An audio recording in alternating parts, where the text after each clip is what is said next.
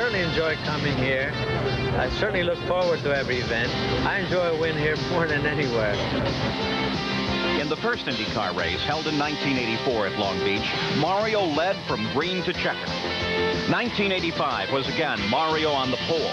Mario with the fastest lap, and Mario Andretti with the win. Now counting a Formula One win in 1977, Mario held 3 Long Beach victories. 86 was still an Andretti year, but this time it was Michael, Mario's 24-year-old son. It was Michael's first IndyCar win and began a season that ended with the runner-up spot in the national championship. The reigning national champion, Bobby Rahal, with 6 IndyCar wins in 1986, including the prestigious Indianapolis 500. But the streets of Long Beach are rough for Rahal. In 1985, he glanced off the wall on the first lap, and he's never finished here in the top 10 position. Well, a ripple of excitement moves through this giant crowd here in Long Beach, California, under beautiful blue skies. The IndyCars are ready to begin the 1987 season on a chase through the streets of Long Beach. Hello, I'm Paul Page, and a winter of designing and dreaming has now come to an end. It's time to prove your worth. The NBC racing team is ready as well, and joining us for the first time, a man eloquent with wheel in hand and eloquent with word as well, 3-time world driving champion Jackie Stewart. Well, Paul, it's very nice for me to be back amongst the Indy cars and the kart series. It's a long while since I've been to a road course, and I think this is exciting for me, particularly Long Beach. It's, I suppose, to the kart series what Monte Carlo is to the Grand Prix world. We have an interesting situation this season, Jackie, in that the champion from last year moved from his March car over to a Lola chassis, and the winner of the last race moved from a Lola to a March. Well, looking around the track as I have during qualifying and practice, it seems certain to me that the Lola is the best car here. And for those drivers who are driving a Lola right now, they've got a considerable advantage. A street course means that you've got to have a very good pointability of the car. It's got to turn into corners well. So many tight corners here, that's absolutely essential. The Lola has the edge right now. Another interesting fact, the engines, normally dominated by the Cosworth engine. In the top 10, 5 are Cosworth, 4 are Chevrolet, and 1 is a Brabham Honda. So the Chevrolet and the Brabham are beginning to challenge. Well, I think that's very healthy. I think Chevrolet have done a great job in bringing a racing engine designed and made over in Europe at this time, but it's a terrific advantage, I think, for American racing. I think the fact that Honda are in here, although not officially in the full sense of the word, they're still playing with it a little bit. But if later on this season Porsche come in, that's going to be very good for American racing, as also is the suggestion that maybe a Ferrari might appear. Now, if that happens, the major manufacturers coming in, and of course the Cosworth still being here, I think it's very good for racing. So the dominance of the Cosworth, 84 straight wins, might be coming to an end. And we're ready for the start of the IndyCar season here on NBC.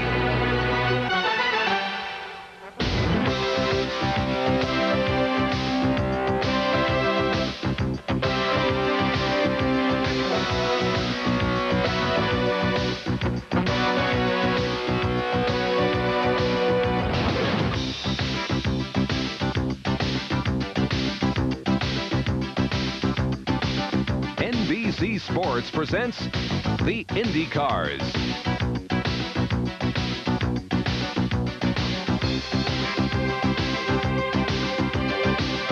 Today, it's the Toyota Grand Prix of Long Beach, and it's brought to you by your Toyota dealer and the Super Turbo. Ultimate performance. Who could ask for anything more? Toyota. By Miller High Life. Miller made the American way since 1855. By the Goodyear Tire and Rubber Company. No matter how far you go, Goodyear takes you home. And by True Value Hardware. More than just a name, it's their way of doing business.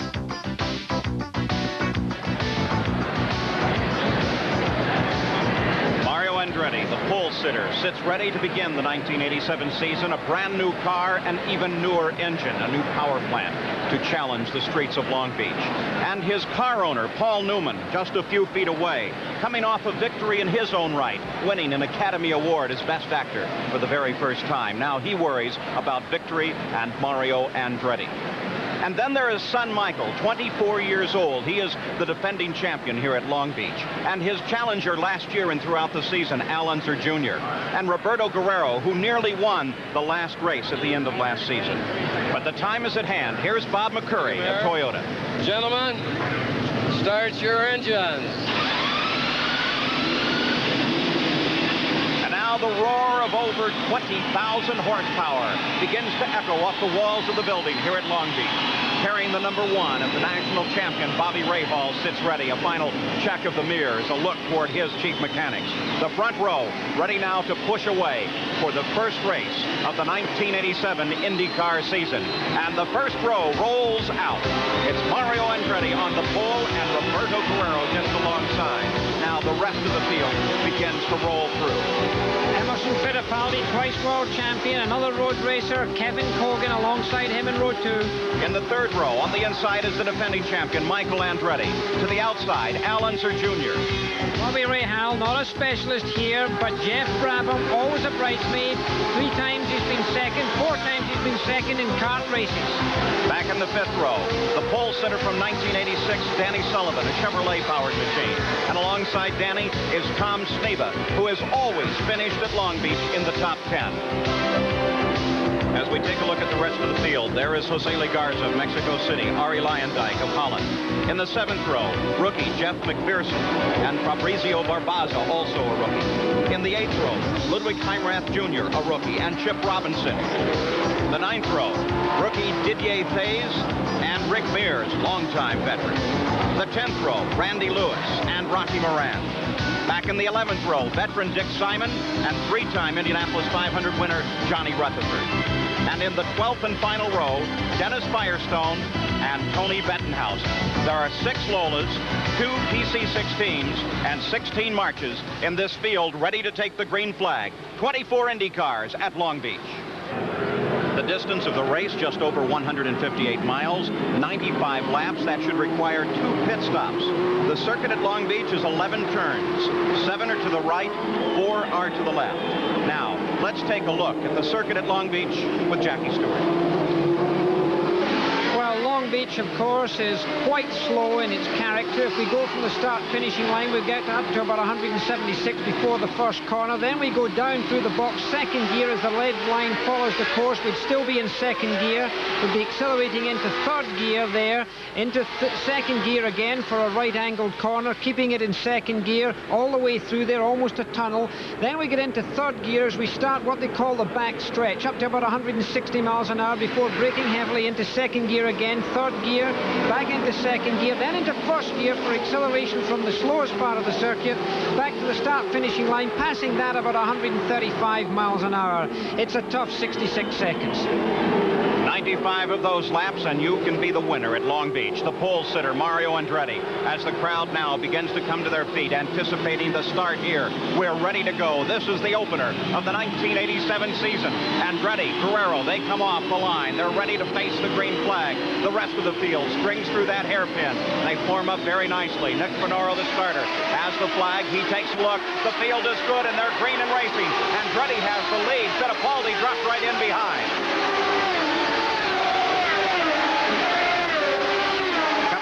First turn. It's look at Michael Andretti. Michael Andretti over the pylon. Well, Michael just didn't see those pylons. That was an error by him. That will be costly. In fact, his wings come off. You can see in the left of our picture, the front wing has come off of that car. Aerodynamically, it won't be good. Tom Sneva tucking in there. That wasn't so easy for him either. As the cars go through without incident, it would have been very simple for an accident to develop out of that young Michael Andretti situation there, because he was surely shocked by it. But the car's full of fuel, the tires cold, it could have been a problem for the rest of the field. But Papa, he's showing the way. Mario Andretti still leading here. Let's have a look at the replay as Andretti Jr. comes inside. He tries to get past Guerrero there. He didn't see the cones to begin with, and frankly, they were an obstacle that could have been avoided. There were really no reason for them, in my mind, to be there, but they certainly wrenched off his wing, and certainly those obstacles won't be around there the next lap round. So So Michael Andretti runs with a lame machine here at the conclusion of lap number 1. It will be Mario Andretti, that bright red number 5 machine. He is being chased by Emerson Fittipaldi, the 2-time world driving champion. And Michael Andretti drops back in a distant 3rd position with the damaged right front wing, followed by Kevin Kogan and then Roberto Guerrero. There's your lead. Emerson Fittipaldi right behind Andretti, followed by Michael. And Michael really has a problem to fight with that wing. Arie Luyendyk spins it, and getting past is Jeff McPherson. Luyendyk didn't appear to touch anything. Well, he just had a clean spin. He's very lucky here at Long Beach that he did not come in contact with any concrete. He chose one corner where he had room to spin out. He's kept the engine running, but he stalled it right now. He had kept the engine running, but here the leader's back. Mario Andretti still leading Fittipaldi. In qualifying and practice, Fittipaldi's car has not been going as well as it is right now. It did work well on full tanks, and they seem to be happy with the car right now because he's really glued to Mario Andretti. Again at Long Beach, as with all road courses, the yellow flag will fly only in the section of the circuit where the incident exists unless they need much more room. Now remember, the son of this man, the leader, Michael Andretti, has a problem with his right front wing. It is really difficult to handle the car with that. So let's go down to Michael's pits and find out what the crew is thinking about this. Well, tough luck in the first turn for Michael Andretti, the defending champion. He ran over the cones, and he lost his front right wing. And right now in the pits, they're trying to assess from Michael. He hasn't been able to get back to us as of yet of how the car is handling. Obviously, he can't be handling too well, but the crew is getting ready to change the front wings on the car. So Michael Andretti can get back into the race, but it is a tough start for the defending champion. Well, there's a good view of Michael's machine. Again, that right front wing gone, and that's going to affect handling badly. Well, it is, but on the other hand, it's the right one that's missing because most of the corners are right-hand bends, and for that reason, it is to his advantage to have some of the wing over the leading wheel. In other words, the wheel is going to be loaded with suspension, but it certainly can't be helping. It'll make the understeer come in. That means to say the car will push. It'll want to go straight on instead of going round the corners just a wee bit. You can see that Kevin Kogan is closed up behind Michael Andretti now. Bobby Rahal is in that fight as well, as Michael Andretti tries to fight his way around the circuit. Now remember, Mario Andretti, the leader, has a brand new Ilmor Chevrolet racing engine in that car. Let's go to Gary in Andretti pits. Paul, the dominance of Mario Andretti at Long Beach has well been documented, of course. Wins 2 of the last 3 years. On the pole again, once again, this time around. The marriage of the Chevy Ilmor engine along with the Lola chassis seems to be working superbly thus far. However, the reliability is very much a question. The team manager for Mario Andretti this year, Tyler Alexander. Tyler, how legitimate are the concerns about whether or not this power plant can go the distance today? Well, we're certainly hoping it'll go the distance. It's obviously a very new program for us, and we're in a learning curve, but we're very pleased to be with Chevrolet, and we hope that things are going to work out all right. And Tyler Alexander, the team manager for Mario Andretti. Realize this, Cosworth has won 84 consecutive IndyCar races. During that stretch that dates back to 1981, Mario Andretti has won 13 times for the Cosworth. Today, he's hoping to bring the Ilmor Chevy to victory lane to end that Cosworth domination. Well, at the moment, first, second, and fourth place are Chevrolet racing engines. The Cosworth engine sits in this number 18 car of Michael Andretti, and that car is lame.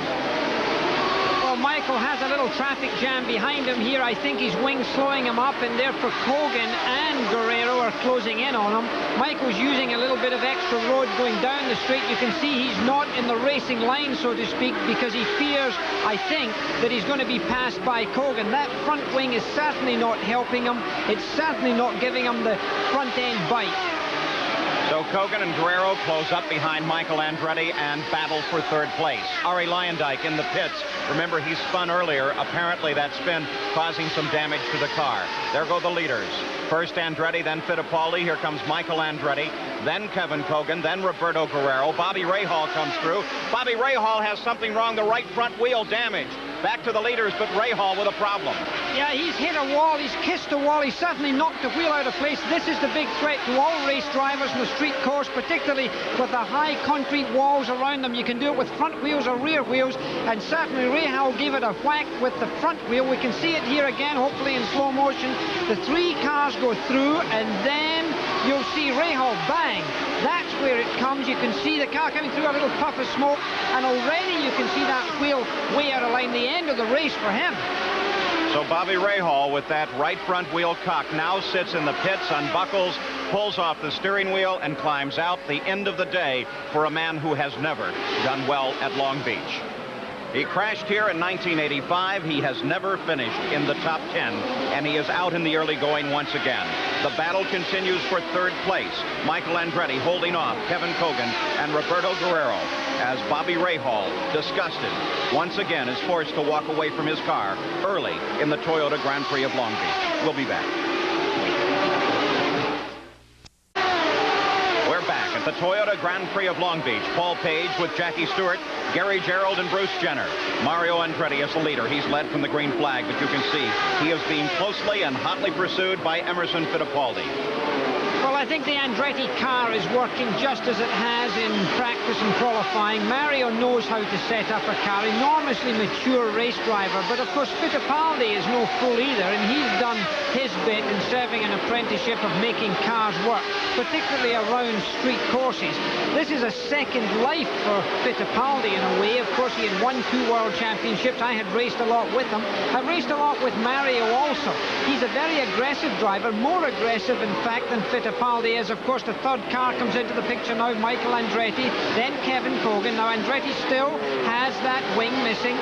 But he seems satisfied with the way the car is running. No indication that he wants to come to the pits. But in the pits is the broken car of Bobby Rahal, who once again is out of this race in the early going. Let's join him and Bruce Jenner. Bobby, the toughest thing he can do is come back to Long Beach every year. It's probably one of the most frustrating things you can ever go through. People don't realize how much really goes into these things to make these cars go out there and work, and it has to be a tough time for you. Yeah, I'm just really disappointed because I was taking it easy and the car felt reasonably good. And I guess you can just put it down to my ruining a race for a bunch of good guys. What actually happened out there? I just touched the wall. And I didn't even think I was close to it, but as I said, I was taking it easy with the tires. Just stupid. So the season not starting well once again for Bobby Rahal, but it wasn't so good last year, and he finished up with a national championship. The battle is for the lead. It's remained this way with Mario Andretti holding off the challenge of Emerson Fittipaldi. In fact, Emerson, I think, probably feels quite happy to be where he is. His car has not been working well all weekend, and certainly it seems to be now. And for the moment, Michael Andretti runs alone in third place. It seems to me that he's come to deal with this problem of that front end very well indeed, because he's drawn away a little bit. He's also using the back marker traffic very effectively to keep Kevin Kogan and Roberto Guerrero off of his back end while he gets around this circuit here at Long Beach. There you see Tony Bettenhausen, for example, and Michael Andretti was able to trap both Kogan and Guerrero behind him and thereby get a little bit of an advantage. Traffic, of course, in a place like Long Beach is absolutely crucial. You can't see far ahead because of the walls. You're so low in the car itself. And, of course, to anticipate when you can pass another car is not an easy matter, because Guerrero now is getting set up to try and get Kogan, but Kogan chops him off very nicely there. But it was a proper look-see by Guerrero. So while the two of those fight with one another, that too should give a small advantage to Andretti, who has his problems with that front wing. Remember, Andretti is in third place, then the 7 car of Kevin Kogan is in 4th place, and the 4 car of Roberto Guerrero, that brightly colored car, sits back in 5th position. And back in the paddock area, this is the right front wheel assembly on Bobby Rahal's car. You can see how badly damaged it is. And with Bobby Rahal, that's Steve Horn, the team manager. A little consolation. They don't do well at Long Beach, but still, it could be a better season. It certainly was last year. Back to the lead once again. Here is Mario Andretti, again being chased by the 20 car, Emerson Fittipaldi. Into turn 10. This is a very difficult turn, Jackie Stewart, because it leads to the key of the whole course. Well, when you come through into this hairpin bend that comes up, this is the problem here. You've got to get the car lined up here as Kogan goes through there, and then get it into first gear and make sure that you get a clean exit from this, because now they accelerate from first to second to third to fourth to fifth gear, getting from 135 miles an hour just there right up to about 176 before going into this series of turns. Well, the Ilmor Chevrolet engine performing very well here at the start of the season. Mario is a Chevrolet. Emerson Fittipaldi is a Chevrolet. That's first and second. And then there is a Chevrolet sitting back in Kevin Kogan's car, currently running in fourth place. But a man with trouble is the leading Cosworth engine, currently running in third. That is Michael Andretti. The engine is fine. The right front wing is gone. In the pits, they must decide what to do about that. Let's go to Bruce Jenner. Paul with Barry Green. And Barry, we just went over the 16-lap mark. What's the status of Michael? Well, right now, Bruce is very happy. He's staying in touch with the lead, and he says he's going to stay out right now. The wing's not upsetting him too much. He's keeping an eye on the front tyres, because he does have a little more understeer, but right now he's looking good. When he does come in, how much longer will it take the pit stop to change that front wing? If all goes well, he'll probably lose 5 or 6 seconds more. We're going to have to change the tyres because we're destroying them right now. So we're just hoping that maybe we'll get a yellow, you see, and we can't afford to come in before a yellow. Thanks, Barry. Oh. So, Jackie Stewart, they're more concerned about tire wear than handling. Well, of course, it really goes hand in hand. If the handling is not correct, the tire wear is higher. So it's a question of the pits checking that tire wear. When he does come in, of course, he will change rubber. In the meantime, it's up to the driver to drive from the seat of his pants to compensate for that missing wing. Back at the front of the race, Mario Andretti, Emerson Fittipaldi. They have continued around the circuit like this, lap after lap, as they come up to pass the slower car of Johnny Rutherford. The key will be how Mario Andretti is able to handle that traffic, and can he keep Emerson Fittipaldi back in doing so. Mario Andretti leads it in the Toyota Grand Prix of Long Beach. We'll be back with more right after this. Lead at Long Beach with Emerson Fittipaldi just behind. And as they come around Randy Lewis, this is going to be a key, Jackie Stewart. We talked earlier about how to handle the back markers. Well, both drivers are very experienced in this. Randy, I don't think Randy's looking in his mirror right there, because Fittipaldi was looking for him to let him pass, and in fact he didn't do so.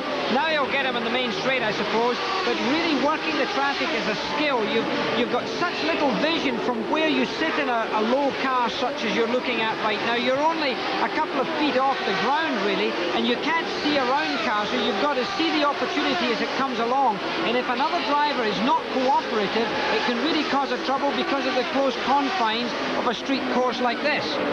Mario Andretti still leads, but here's a car with a problem on Shoreline. The pit straight, that's Johnny Rutherford, and fire erupts at the back of the car. That shouldn't be a great danger. It's just an oil fire. You see already it's almost burned its way out, but that leaves a trail of oil on the inside of the pit straight. Well, in fact, the fire is still going. He switched off the engine. That's when the smoke stopped, but the fire is still burning, but I'm sure they'll be there.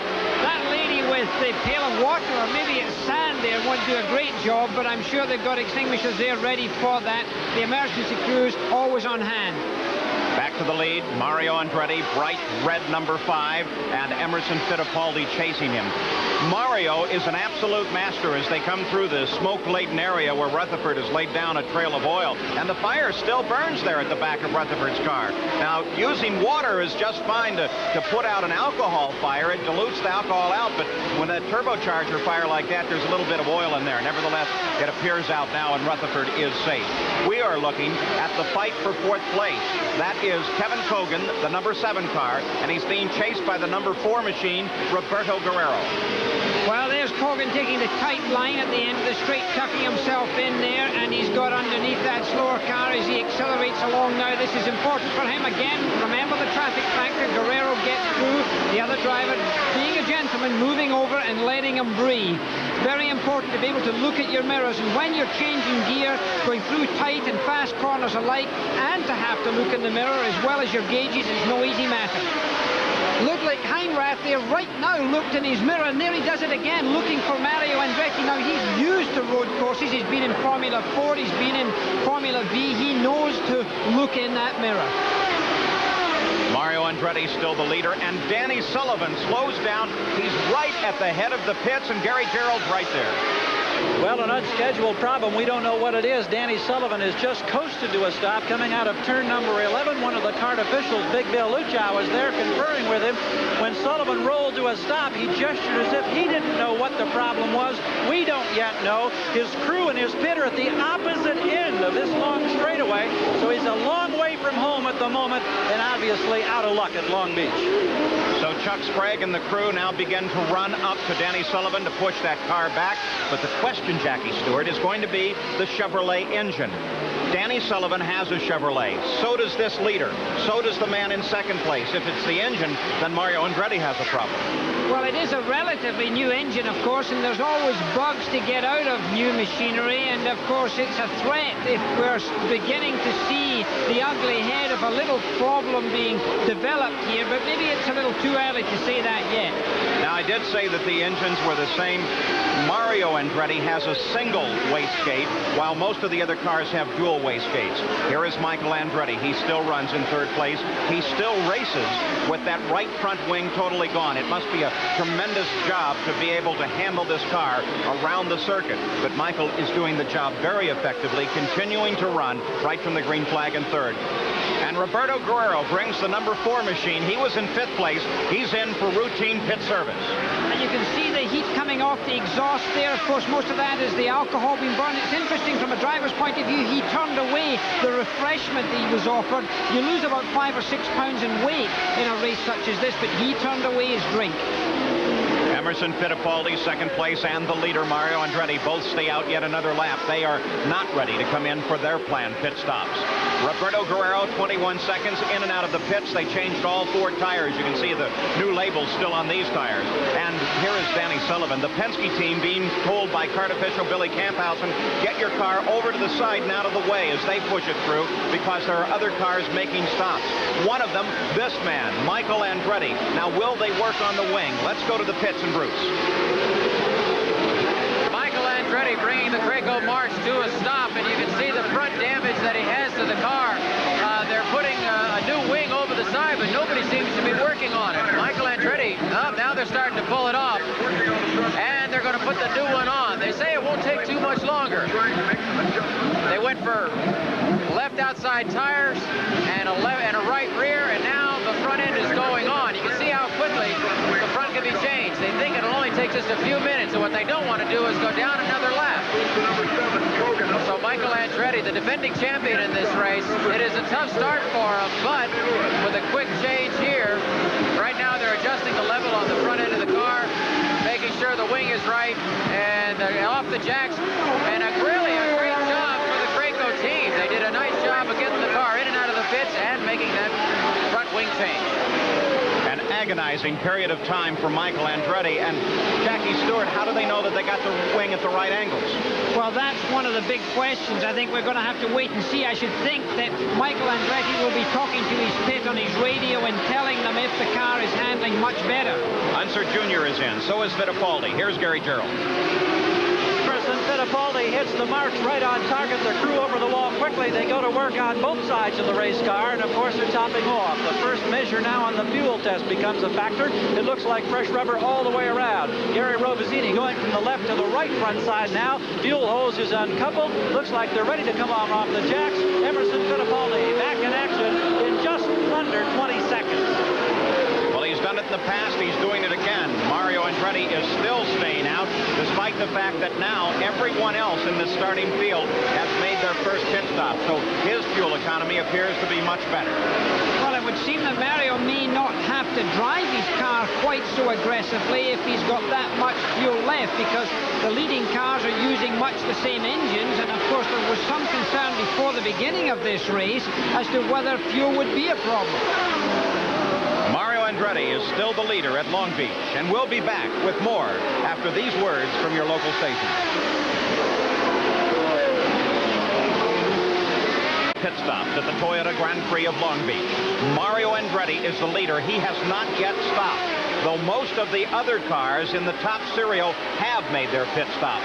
We still anticipate a stop by Kevin Kogan, who heads on the pit road at this moment. But Mario Andretti, there's Kogan making his stop. Mario Andretti remains out.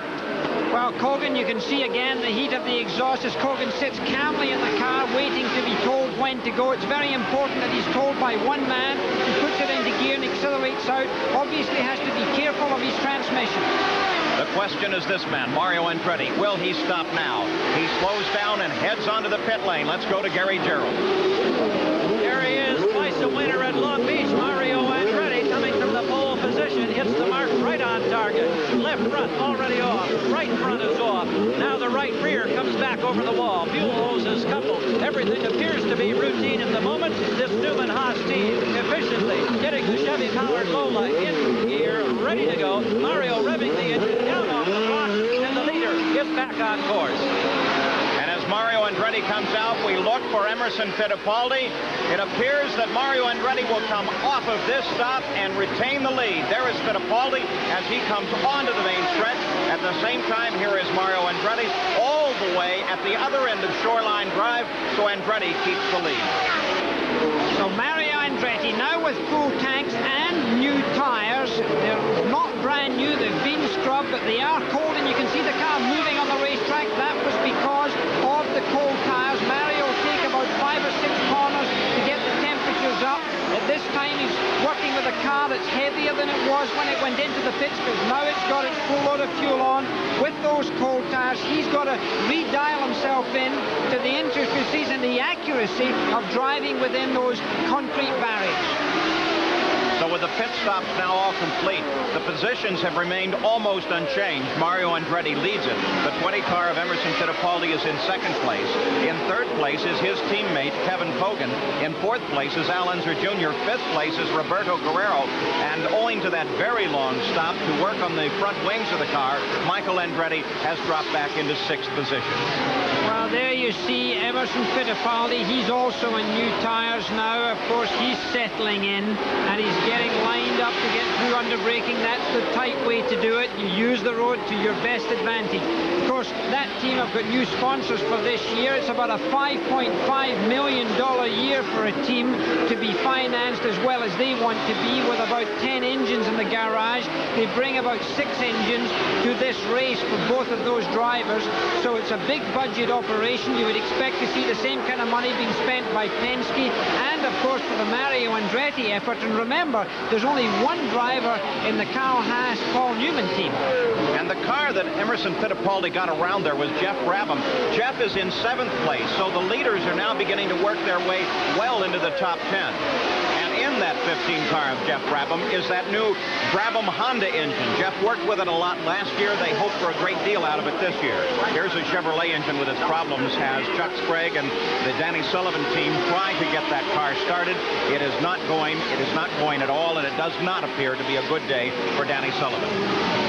Emerson Fittipaldi, and there you see the leader, Mario Andretti, coming down. Carl Haas, his team owner with Paul Newman, has had a remarkable success in motor racing in the Can-Am Championship. Of course, he's done well in Indy cars, and of course he's been to Formula One last year. That was not so enjoyable for him, but this team certainly have come back with power this year and are really dominating this race. Mario Andretti showing his enormous experience, and of course Tyler Alexander, who's heading up the team management of this team this year. He's in charge as Danny Sullivan finally steps out of his car. He's been in it all that time. So Mario Andretti, after making his first stop, retains the lead. In second place is Emerson Fittipaldi. Kevin Kogan runs in third place. Then Al Unser Jr. being chased by Roberto Guerrero and young Michael Andretti, the defending champion. We'll be back. Leader in production of automotive. Prix of Long Beach, Mario Andretti has led right from the green flag and through the first series of pit stops. Emerson Fittipaldi is second. Kevin Kogan rides in third. Roberto Guerrero has now moved up to fourth. Al Unser Jr. is fifth, and Michael Andretti runs in sixth. Well, this shadow that Andretti has over his shoulder with Fittipaldi is growing because Fittipaldi was much further back. He's made up ground in Andretti, and this is real pressure for Mario. He's got to keep very smooth. He's got to be able to treat his transmission well. A lot of second gear work here. It takes a lot out of the transmission. It's the type of course that's very tough on second gear, for example. So this is the type of race you would expect to see a second or a third gear being stripped by the end of the race. So everybody has to keep that in mind. Both drivers know that. They've got a lot of experience. But Andretti's car does seem to be more solid on the road. Just a wee bit more sure-footed. The battle here for third place, the 7 car of Kevin Cogan. Chevrolet power being challenged by the Cosworth-powered machine of Roberto Guerrero. And you can see underneath the cars the constant changing in pavement from asphalt to concrete and back again. It makes for different handling, and it can be very rough on the tires. It also is quite difficult, and there Guerrero tries to slip through under braking. That's the type of situation that he could get his nose cut off on. It's very easy to get a front wing damage in a maneuver such as that. You've got to be sure that you've got space, and maybe he was just testing out Cogan, but Cogan's quite an aggressive driver. The difference in surface that you mentioned is very important, and those white lines and yellow lines also affect the car's handling. When, if under cornering, the tires go over those painted lines, they can certainly have a difference of friction. The coefficient is different, and it therefore isn't so easy for a driver to handle that. So this battle continues for third place. In the meantime, Danny Sullivan is out of the race and is now with our Bruce Jenner. Bruce, go ahead. Danny Sullivan, obviously a very disappointing day for you. The Miller American Penske car disappointment. Big disappointment after about 6 or 7 laps. We lost the valve. We don't know whether a wastegate problem developed or whatever. Just started throwing the valve off at about 8,000 RPM. And then the engine just cut out, and it looks like it was a fuel metering unit. And Roberto Guerrero now being challenged by Al Unser Jr. There's Kevin Cogan coming through, and Al Unser Jr. gets past Roberto Guerrero as they both move around Randy Lewis. Well, that was a neat move by the young Unser, because that was no easy matter to get past Guerrero. It did seem that Guerrero was going well earlier in the day, but he might have maybe missed a gear at that time. It seemed that he just slowed momentarily, and Unser got a run at him. So now he's got in front. It'll remain to be seen whether he can hold it there. On the pit straight, the battle continues for the lead. Mario Andretti trying to hold off a charging Emerson Fittipaldi. Emerson has been filling up Mario's mirrors just lap after lap, and he really has to be worrying Andretti, though Andretti seems to be taking a nice smooth line lap after lap. So perhaps Fittipaldi, who's driving a little bit loose, isn't the challenge that he seems. Well, it's difficult for us to think that, simply because he's been able to catch up and stay with Mario without any trouble. In fact, Mario's using more room now, actually using more of the racetrack than he was earlier. When you see him exiting those corners, he's absolutely hard up against the wall in most cases. Here again, the battle for fourth place. Al Unser Jr., the 30 car. Roberto Guerrero is right behind as they touch up above 11,000 RPM and 176 miles an hour. It's the battle for fourth place. Coming down into the first turn, Guerrero comes to the inside, brakes smoothly. Can he continue there? No. Al Unser has the better line to the next turn. Now can Guerrero hold him off? Guerrero's around, and Guerrero has fourth place. Well, that was a move, because that had to take a lot of guts there, a lot of determination, and a lot of confidence in each other, because, you know, if those wheels had entangled at that time, one car would have leapt right over another. Back to the lead once again. Fittipaldi still trying to challenge Andretti. We don't often see a pass after the first turn. Normally they single file for the second, the third, the fourth turn. So a brave move by Guerrero to pick up. And Fittipaldi has a problem here. He raises his hand to tell other competitors he's slowing. Fittipaldi apparently with a very serious problem. Oh, just too bad, because quite honestly, that was Mario's only real opposition in this race. He came off the power immediately. He looked in his rearview mirror. He raised his hand, and frankly, Mario Andretti is long gone now. And here is a very sad, I am sure, Emerson Fittipaldi, because I think he thought he had the pace to win this motor race, or at least stay with Mario and get an opportunity to slip past. Well, Emerson Fittipaldi came back to racing in the Indy cars 3 years ago here at Long Beach. He was a challenger for the lead and now is out of the race. The leader is this man, Mario Andretti. He has 2 other victories here in the Indy cars at Long Beach to his credit. We'll be back with more from the Toyota Grand Prix of Long Beach as Mario Andretti continues his lead and continues his dominance. Drive for Emerson Fittipaldi out of this race. Let's go to Bruce Jenner. Amo, you had such a good run going. What happened?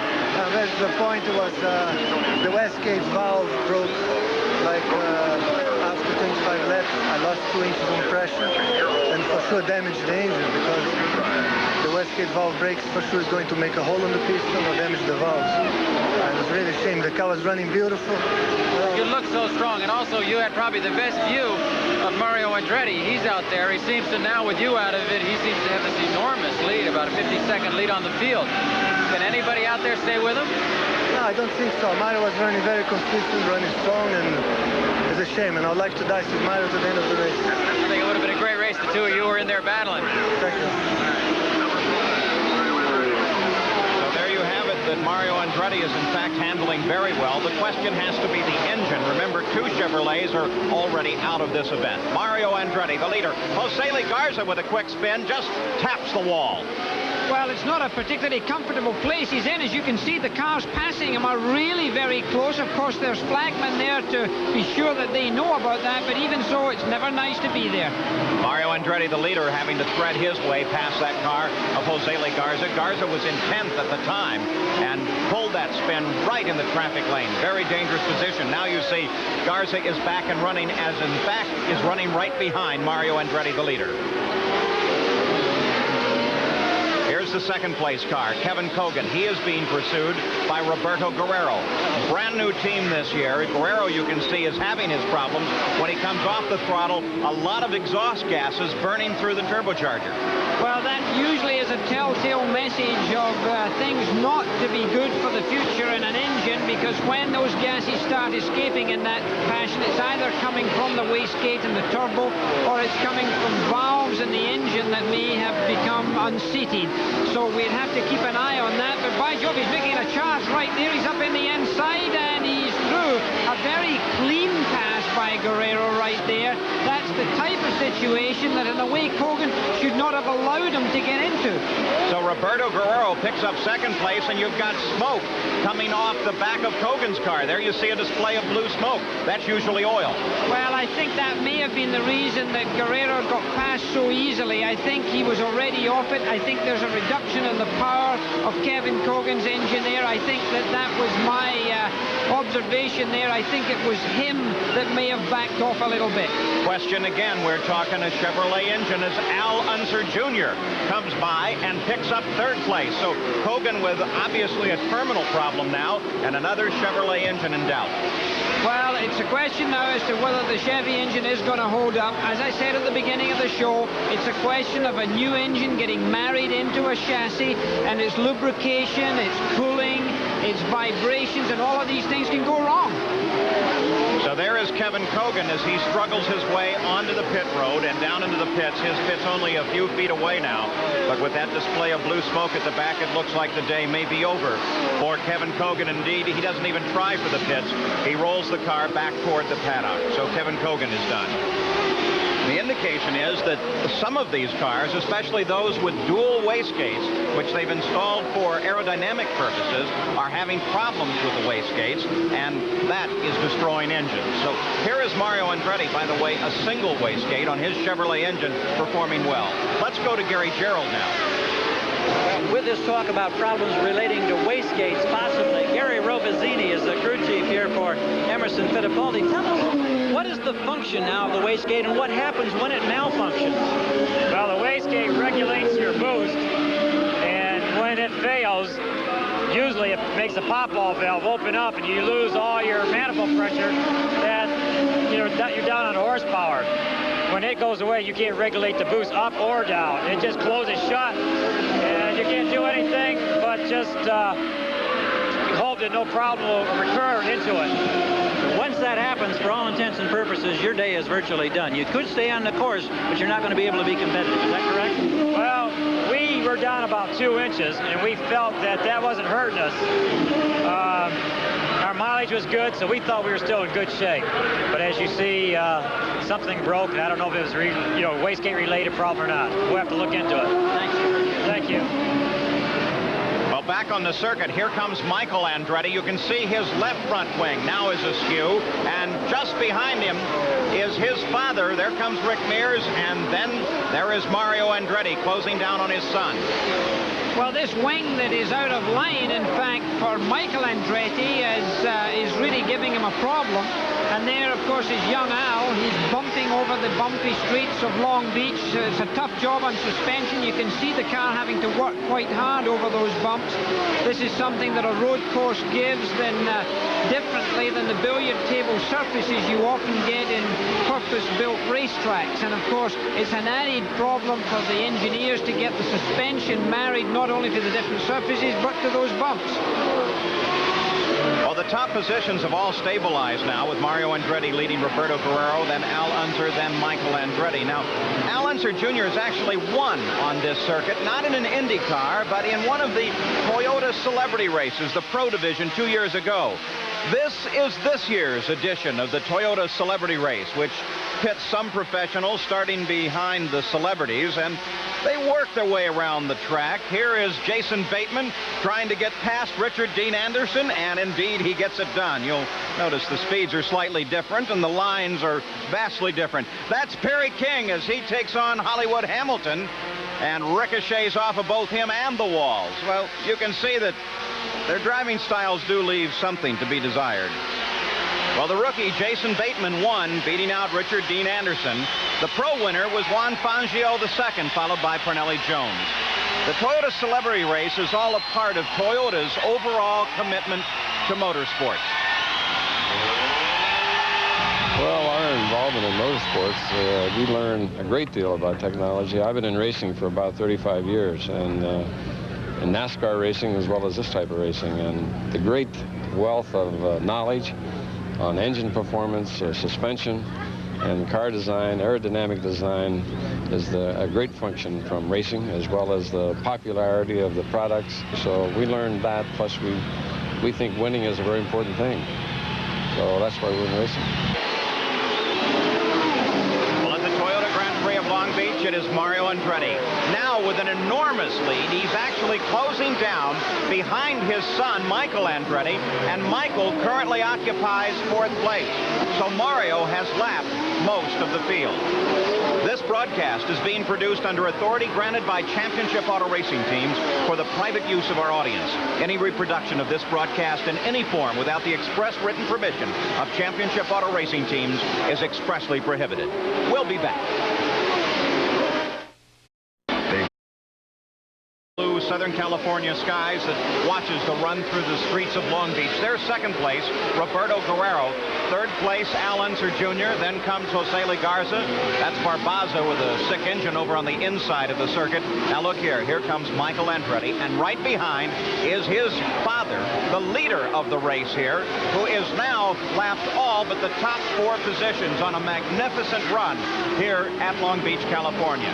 Michael Andretti still having problems with his wings. You can see one is cocked up there and definitely not helping him, and in fact may actually be lifting the front end of the car off the ground on the long straightaways.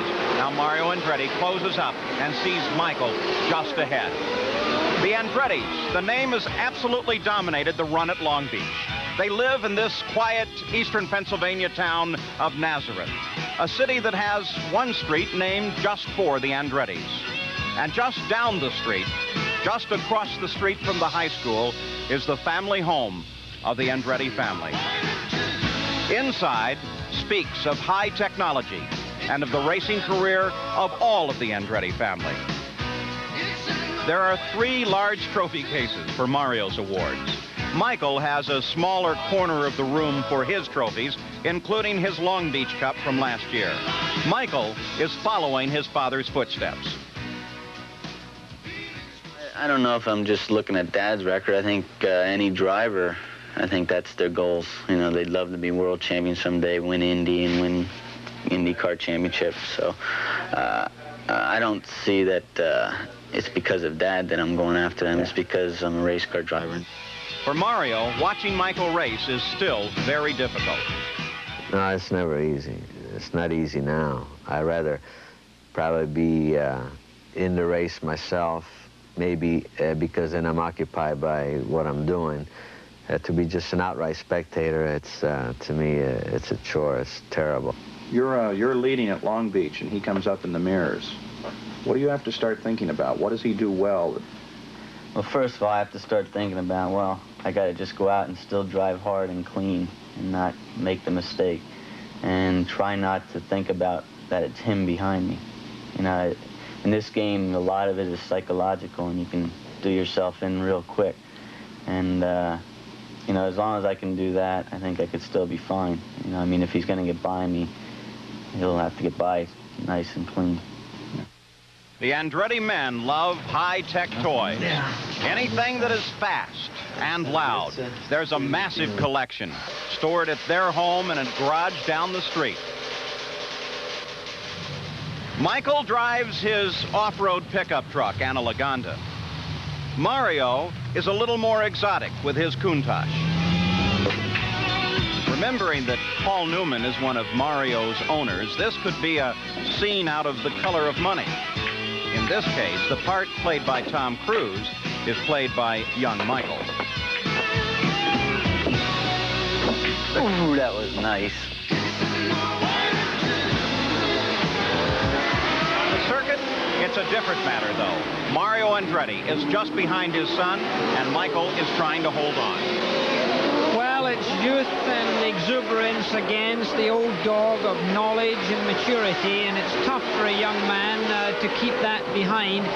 Of course, he is running with a disadvantage with that wing you can see out of line there on the right-hand side of your picture. That doesn't help him. Mario now is going to choose his moment, and young son, like a gentleman, moves over and lets Papa through. That was not an aggressive pass by either party. Very wisely let him through. Here is Roberto Guerrero in for his second stop, but remember, this is a car with its problems. We've heard its engine miss. They have really been fighting to keep this car in its position. Guerrero was running in second place just before he made this stop. It's all four tires being changed here for Roberto Guerrero as they send him back to the action. He accelerates out, he flips down his visor, he's ready for racing. Andretti is still out on the track, he has not come in for fuel yet. He's driving his car very, very quietly indeed. And Guerrero now accelerating hard, he's exiting the pit lane and back onto the racetrack. You can see the tires are new, he's going to have to be gentle. Remember, the tires are cold, he can't take any liberties at that time. In fact, you can see he's going a little bit more gently for that reason, perhaps. So Roberto Guerrero, second place, has made his stop. Here is third place, Al Unser Jr. in the pits. They have fitted up front tires. Again, the refueling process complete.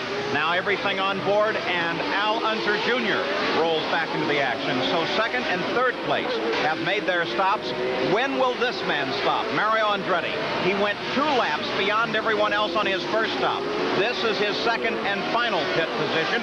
And how long can he keep this car out? How good is its ability to use fuel on the circuit? It appears to be excellent. Well, Mario Andretti, of course, is getting a readout with regards to how much fuel he's got left in his tank, and that gets information to him that's absolutely vital. That has to come. So when will Mario Andretti stop? We'll be back after these messages from your local station. We're back at the Toyota Grand Prix of Long Beach. This is Paul Page with Jackie Stewart, Gary Gerould, and Bruce Jenner. Mario Andretti is the leader. Second place, as a result of pit stops, is Michael Andretti. And currently in third place is Roberto Guerrero. He's being chased right now by Al Unser Jr. And here comes little Al on the pit straight down to the inside, and Al Unser Jr. takes over third place. Well, it looks to me that Guerrero's still having troubles because he just doesn't have a grip of the racetrack or the car in the fashion that he had earlier in this race. For him, I think he's nursing a car that's really not behaving to the best of its ability. We had some indication earlier that the engine definitely wasn't working well. It's difficult to tell if he was simply having gear problems, maybe a gear gone, or if the pop-off valve on his engine is releasing the pressure from his turbocharger and thereby reducing horsepower. Well, Al Unser Jr.'s just pulled away from him just a little bit too easily, Paul. And look at, he's looking in his mirror, he's looking behind the car to see if there's something wrong there. That's usually a sign from a driver's point of view. He's puzzled, he wants to check, and a rear view mirror sometimes is a very good way of doing it, just to see if there's a puff of smoke going out of the car behind you. So Roberto Guerrero is now fighting some problems with his car. The definition of those problems remains to be known, but obviously he's slowing down. And Al Unser Jr. has picked up his position. So Al Unser Jr. on the charge now finds himself in a similar position to last year, trying to catch the leader. Roberto Guerrero is just hanging on by his fingertips. Now, Michael Andretti has been circling this track with problems with the front wings on his car. During the first pit stop, they replaced them. Now, they're facing the same problem again. Here's Bruce. Michael Andretti slowing down, brings the Kraco March into the pits. Immediately, they start to change all 4 tires. As Trevor Weston puts in the fuel, Jim Wilson waiting for it to vent. It vents up. They're off on the fuel, but they still have it up on the jacks. They are going to continue to try to fix that left front wing on the car. From lap 1, Michael Andretti has been having problems, but continues to stay in the hunt. The luck of the Andrettis have kept everybody in this, with Mario leading and now Michael coming in at second. But this is a very long, lengthy pit stop for Michael Andretti. You can see the frustration as he looks to the team trying to get it out. Now they don't have the right bolt. He doesn't care. He wants to keep going. But the crew continues to work on that front wing. Now they're pulling the wing off. They're going to take the second wing off. A lot of confusion right now in the Kraco pits. Michael Andretti looking for the single to keep going, and now they decided just to tape the one wing on. A long and lengthy pit stop for Michael Andretti, shaking his head. And Michael's going to go out of the pits. I don't know if he's going to stay on. Ehot puts it out. A very frustrated Michael Andretti, Paul. Frustration for the crew as well. Yes, but for Michael it's worse, because keep in mind that it was the other side of the car that was damaged in that first lap incident. Now it's the other bit that's missing, and that's the bit that he needs most to press down on the outside wheel for right-hand vents. And with the pit stops, this man, Al Unser Jr., has picked up second place in his car number 30. Now Mario Andretti, scheduled for a stop. Let's go to the pits and Gary.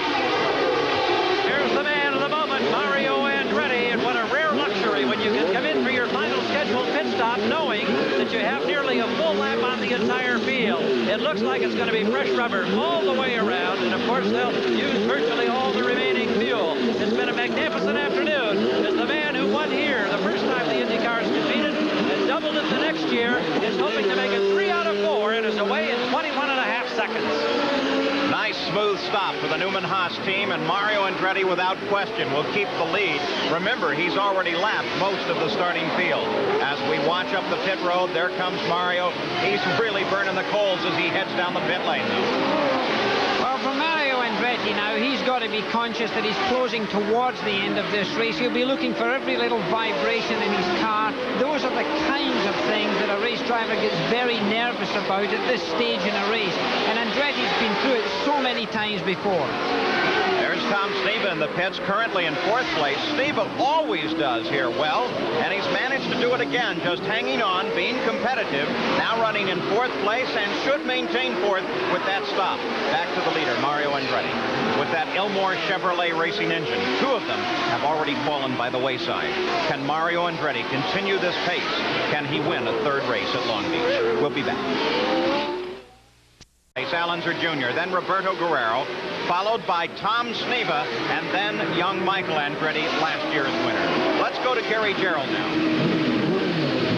Well, for Roberto Guerrero, who started on the front row, it's a multitude of problems. First, there was the pop-off valve that we heard about. Then there were clutch difficulties. He has brake problems, and now he's got some body work that's been on fire. They douse it with water. He stalls the engine. The clutch doesn't grab, and they continue to work as the body work continues to smolder on the left rear. Now the starter has come over the wall. The crew's scrambling, trying to get him back out. He's been in the top 5, but despite all of these problems, He's hoping that he can get back out there and still finish perhaps in the top 5. Now they're going to try to push start him. They've forgotten the starter. The motor grabs. Guerrero trying to get away.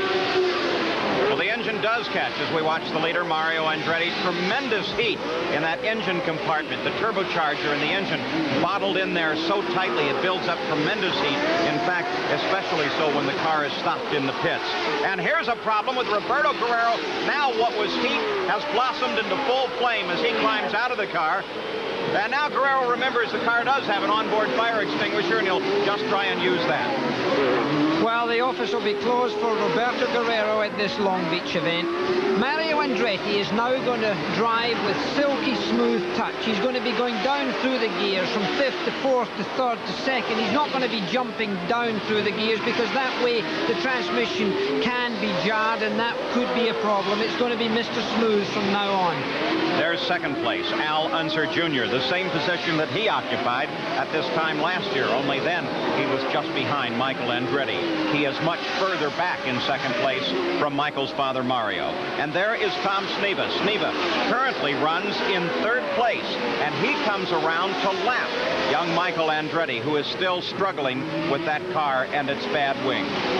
Now Tom Sneva comes out to go around and lap Michael Andretti, though the indication is that Sneva has been having some problems with the pop-off valve on his car, and it's not giving him full power either. Nevertheless, a good run by Tom Sneva as he brings it around the hairpin and puts his car on the pit straight once again. Tom Sneva with a good run here, despite the fact that his forte really is running the short mile ovals in an Indy car. Nevertheless, a magnificent run for Tom Sneva. Now we watch back toward the hairpin. Here he is. Mario Andretti brings it onto the pit straight, and the white flag flies for Mario Andretti. Just one more lap to go. So Mario Andretti on his way to victory. Let's go down to his pits now and Gary. They're getting ready to celebrate down here, and what a time of celebration. Paul Newman recently got an Oscar. Carl Haas has got out a new victory cigar, and Mario Andretti's about to get a new trophy here at Long Beach. Carl Haas and Paul Newman and Mario Andretti all beginning to smell that color of money. And as Newman says, there's nothing that smells quite like it. This is the white flag for Al Unser Jr., the second place car, as he acknowledges the white flag. And Mario Andretti reduces speed just a bit. All he has to do is bring this car around the circuit one more time. Not only will Mario have the victory, but the Ilmor Chevrolet racing engine will notch its first victory in its entire history. 1 year of development with a Penske team last year. Now they bring the engine to several other teams, most notably this one, Newman Haas, and it is performed here today. 2 of those engines went by the wayside, but Mario's engine has not missed a beat. Mario Andretti makes his final left-hand turn, now pitches the car around ever so carefully, a final right-hand turn, a final burst of acceleration, and Mario Andretti has won the Toyota Grand Prix of Long Beach. Well, I can't think of anything better for him right now. Look at Carl, very smooth and very calculated. Paul Newman really is standing by this. He so much loves his motor racing. Well, it's an Oscar and an IndyCar win for Paul Newman. And there's Tyler Alexander scoring yet another win, but his first with this team, as Mario Andretti has won the race. Now we watch again to the hairpin turn as the 30 car. That's Al Unser Jr. makes his final turn, and for the second year in a row, Al Unser Jr. will come home in second position. Well, it seems to me that those father and son organizations in America work very well, whether it's an Andretti or an Unser. And Tom Sneva, the 33 car. You can see he's not under full power, but he acknowledges the checkered flag and finishes up in 3rd place. 4th place, if he can only hold on and keep the wings pointed right, you can see that car has seen a very long day. Michael Andretti finishes in 4th place. The defending champion here acknowledges 4th position and recognizes that his father has won the race. Mario Andretti, indeed, is the winner here in Long Beach. We'll be right back.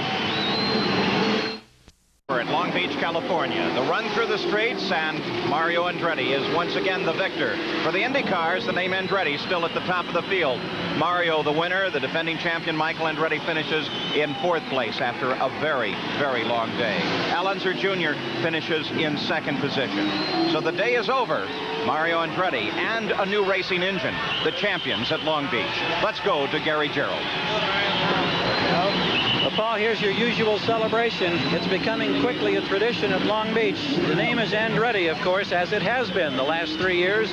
Mario for the 3rd time in the last 4 that the Indy cars have been here. Getting a chance to peel off the helmet. Now the balaclava, a soft drink, a Goodyear cap. Mario, I remember commenting in 1984 when you dominated this event, you made it look easy, and your comment was, it's never easy. But today, again, you made it look like it was so easy. Well, I tell you, the car just ran fantastic. I'm so happy because this is the first win for the Chevrolet Indy engine, and we have a lot of new people on board. There were other teams that had myriads of problems today. There were wastegate problems, there were clutch problems, brake problems. Any difficulties at all for you? None whatsoever. The car just ran perfect. When Fittipaldi was behind me, I tried to just run his pace, tried to regulate the car the best way and not use any more than I had to. He definitely kept me honest, but I had a little more to go if I really needed it, and it just went to plan. You know, it's one of those races that just went perfect. I loved it, and I'm so happy because of our new team. In that streak of Cosworth victories of 84 back to 81, you had 13 of those wins. Now you're the very first to bring the Ilmor Chevy here to Victory Lane. Congratulations. Really happy for them. Thank you. The Andretti domination continues, Paul. Well, for Mario Andretti, the win worth $97,410.22 points. Second, Al Unser Jr. Tom Sneva was third. Michael Andretti fourth, followed by Jose Legarza, Chip Robinson, Tays, Lewis, Mears, and McPherson. And there's young Michael joining his father. Last year it was just the opposite, a handshake from Mario to Michael on his first IndyCar win. Wife Shelley comes over to give him a kiss, and congratulations on his second place finish. And look at this. That's Mario Ilium. He is the designer of the Chevrolet racing engine, and obviously it has performed well for him today. Well, the Newman Haas people should be proud of their driver. Mario's done a fantastic job for them today. He does drive race cars well. Our congratulations to Mario Andretti. This is Paul Page for Jackie Stewart, Gary Gerald, and Bruce Jenner. So long from Long Beach.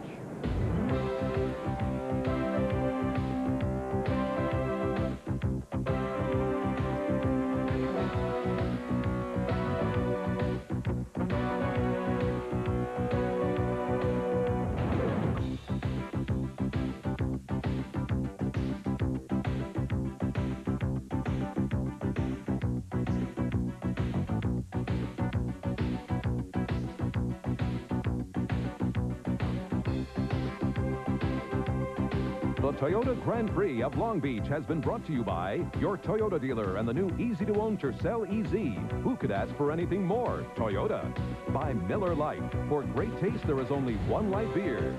By the Goodyear Tire and Rubber Company. No matter how far you go, Goodyear takes you home.